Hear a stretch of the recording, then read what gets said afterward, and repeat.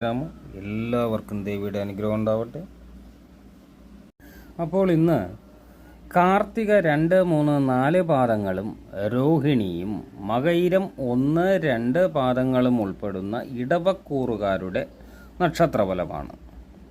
വ്യാഴം 2, 3 ഭാവങ്ങളിലും ശനി 11ാം ഭാവത്തിലും രാഹു 10ാം ഭാവത്തിലും സഞ്ചരിക്കുന്ന കാലമാകയാൽ സ്വത്ത് സമ്പാദത്തിന് അനുകൂല സമയമാണ്.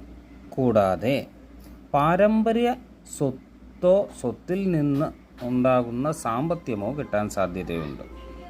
ചിങ്ങമാസത്തിൽ ജോലിയിൽ നല്ല പ്രകടനം കാഴ്ചവയ്ക്കും. അനുകൂല സാഹചര്യങ്ങൾ എല്ലാ കാര്യത്തിനും വന്നു ചേരും. മാറ്റങ്ങളിലും പുതുമയിലുമൊക്കെ നല്ല നേട്ടം കൈവരിക്കും. സഞ്ചാരം കൂടും.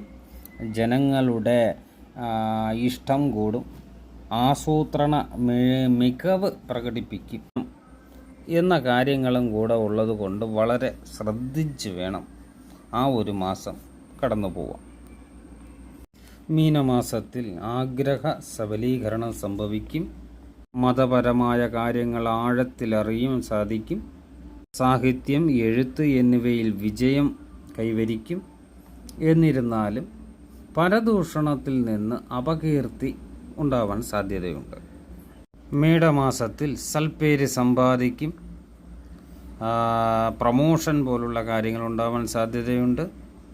രഹസ്യമായ പ്രണയബന്ധങ്ങളുണ്ടാവും. ബന്ധുക്കളുമായി വിജയകരമായ ഇടപാടുകൾ സാധിക്കും.